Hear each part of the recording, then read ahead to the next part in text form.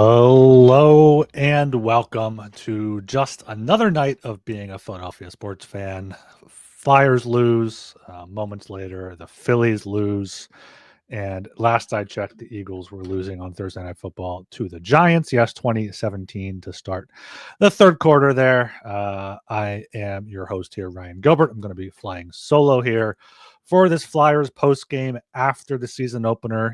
A game that probably a lot of 4-for-4 casual fans did not watch. You had the Phillies in the NLDS. You got the Eagles on Thursday Night Football. You got the Flyers in the season opener with a lineup that's not necessarily too exciting. Um, you know, Close enough game against the Panthers. A 2-1 final score there. A loss. Penalty kill looked pretty good. Took too many penalties there, but penalty kill looked good. A few Flyers looked good. A few Flyers did not. And that's the type of game that it was there. And when you play the defending Stanley Cup champions with 𝙏𝙏𝙏𝙏𝙏 𝙏𝙏𝙏𝙏 and can't hit an open net, that's probably what's going to happen there for you. But here, make sure we are sponsored by FanDuel. Shout out to FanDuel for that, sponsoring that. And I'm sure the Flyers' odds to make the playoffs had to go up after that loss there. To make the playoffs, they are at plus 260 still. I guess one game against the Panthers they were supposed to lose are not going to hurt them too bad. But check that over there out at FanDuel. And the Flyers honestly looked better overall than I thought they would. The first half of the game was tough. The Panthers had clearly already played a game. Flyers trying to get their game legs there on the road. And Dan Vladar, the surprise starting goalie, looked good. He held his own there in the first period. Had to face a shot while his mask was off, which is pretty scary there. But luckily, it was blocked before it got to him. And a scoreless game after one period. So the Flyers were in it right there with the Panthers the entire way. And then Anton Lundell scores the power play goal on a shot from the slot. Like Noah Juulsen doesn't step up to get him. He gets there in the slot. That's a shot that NHL players like Lundell are going to score on. So can't really fault Vladar too much on that one. And then Noah Cates comes back, ties it up at 1 late in the second period. Off the faceoff, Foerster gets the puck to the net. Bobrovsky can't quite handle it, and Cates chips it home over Bobrovsky. And that was the one line. I'll get to it a little bit later, but that was the one line tonight that the Flyers had. That's the line that we knew that they would have, and that's unfortunately only the one that really showed up for the entire game.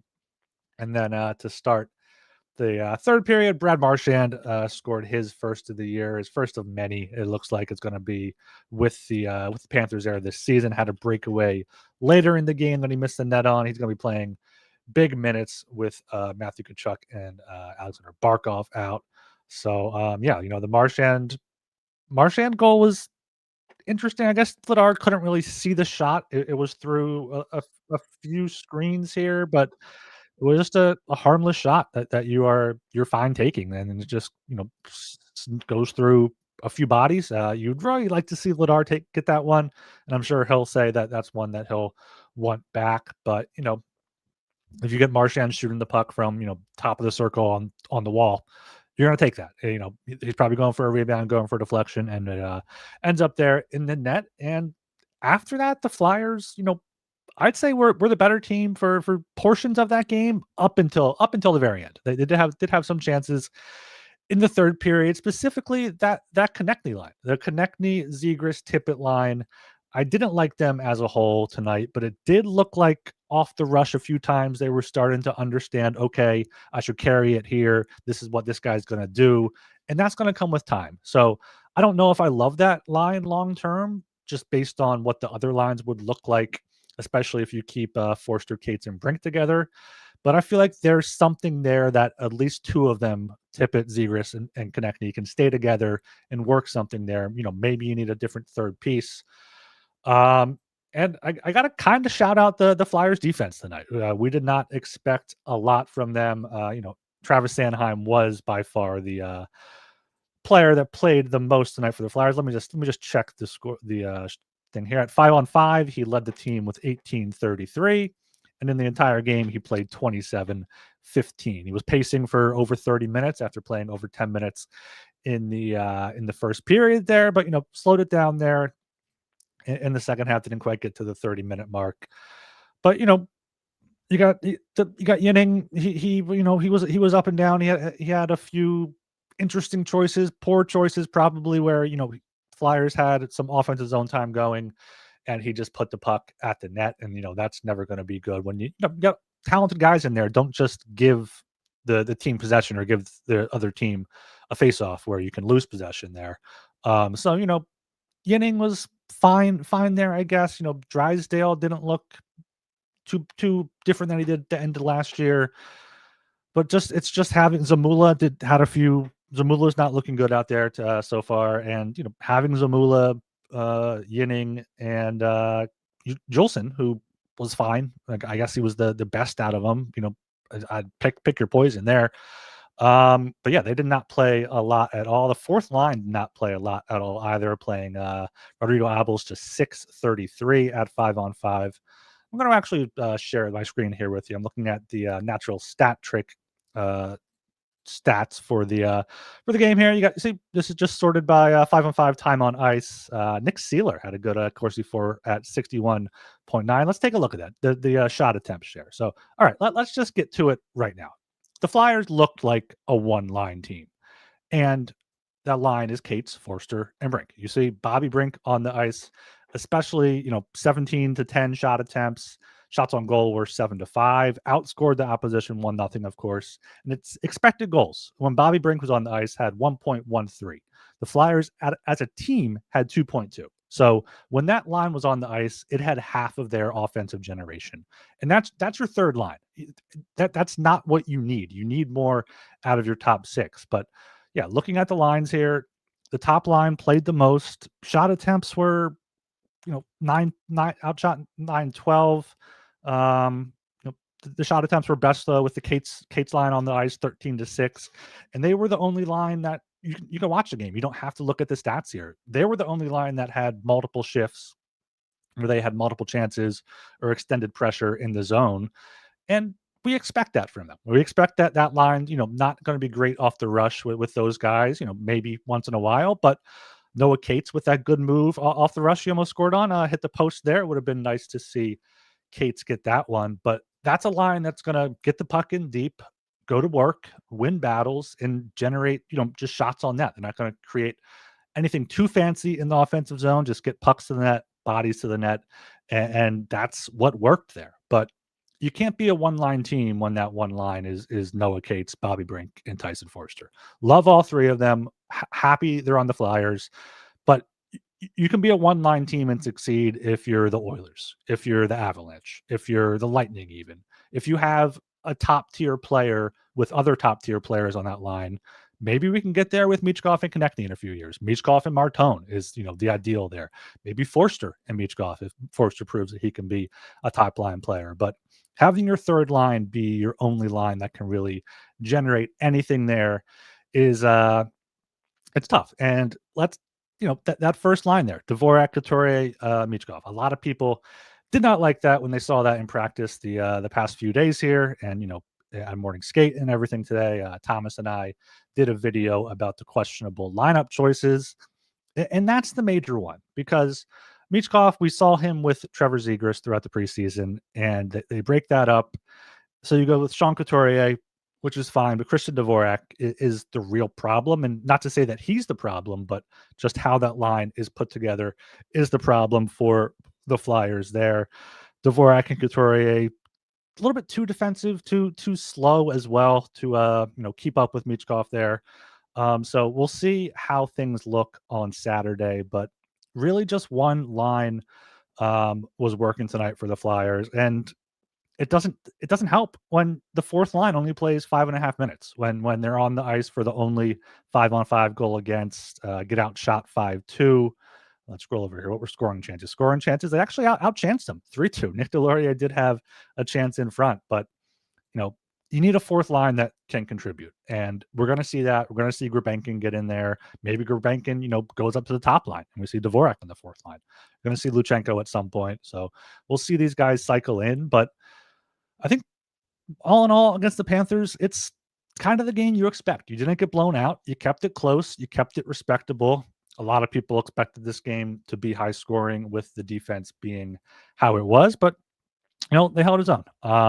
There were a few notes here I took during the game. Just Michkov was trying like a behind that back centering pass in the first period to, I believe, Dvorak in front, and that just didn't work. I don't know if Dvorak wasn't ready.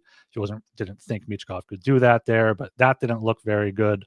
Owen Tippett had it was a 3-on-2. He was going in with I think he was down the center as two other forwards on the outside, and he tried to make a move, lost the puck, and it was going the other way. When you have a 3-on-2 in any game, but especially a 1-goal game, a tie game against one of the best teams in the league, you do want to see the puck get towards the net here. Sean Couturier also won a 2-on-1 early, resulted in my first shoot the puck. Just shoot the puck. You had a defenseman taking the pass away from me to go to Michkov, get the puck on net, go for a rebound, go for something there, but did not get anything there either. But Dan Vladar, I think Dan Vladar was one of the big stars for the Flyers tonight. Like I said, probably going to want that second goal back. I'm not sure. I have to look at it again to see if he had a real chance at it. But 32 saves on 34 shots. So the Flyers have a save percentage over 900 to start the season, a 941 actually. So get Dan Vladar in the Vezina conversation based off that there with how he looked tonight against the Panthers. Also the penalty kill I thought was interesting to see the combinations that they put in there, because I thought during the preseason we didn't see Couturier out there as much, and I thought they might be keeping his ice time down, not using him as much on the penalty kill, but he was out there a lot on the penalty kill, the most used forward, in fact, 342, a minute more than Garnet Hathaway, who he was primarily paired with. No, he was paired with Konechny, and you had a Hathaway-Dvorak pairing as well. And then, Travis Sanheim doing the bulk of the work, 5 minutes. Nick Seeler almost 4. And Yinning and Juleson both getting 228 there, with Drysdale only having to play 119. And Rick Tocchet clearly did not want Igor Zamula killing penalties there, as he only had 31 seconds on the while shorthanded there. So, kind of what you expect with Sanheim and Seeler at the top, going to be in there, going to be blocking shots. Yeah, the second period didn't. The Panthers showed why they were a great second period team in that period. They were dominating play, they were dominating zone time, and the Flyers could really only get one and dones, if that, and have one-off rushes here and there, and that's not going to get it done. But looking at the heat map of the shots, the Flyers got a lot at Bobrovsky. The Flyers got a lot of shots from in front, and you got to give credit to Bobrovsky, because the Flyers, Konechny had a great chance there in the third period. We thought Bobrovsky got a piece of it, but Konechny just in a bit too close, hits it off the side of the net instead of going in. I thought for sure that was going to be a tie game there at 2. Not shooting too much from the point, but right here in this top of the circle, I don't mind that at all. And holding Florida to primarily to the outside. I think that's what we're going to see a lot from Rick Tocchet in the defensive zone this season. Is maybe a fluke goal from outside like we saw tonight, but mostly not a lot in this little home plate area. You do not want to see shots there for the scoring chances, for the high danger chances.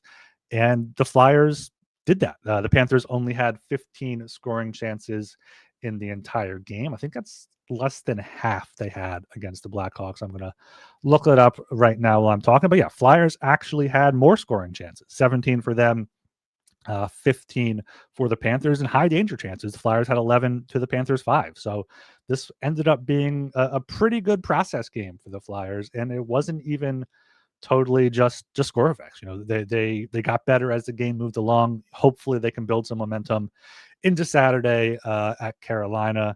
And yeah, in their first game, the Panthers had 32 scoring chances and 14 high danger chances against the Panthers, or against the Blackhawks. So the Flyers are clearly better than the Blackhawks, but they're not quite as good as the Panthers. So, a good game. I think Tocchet's going to have some good tape for them to look at. Also stuff, kind of systems to clean up a little bit.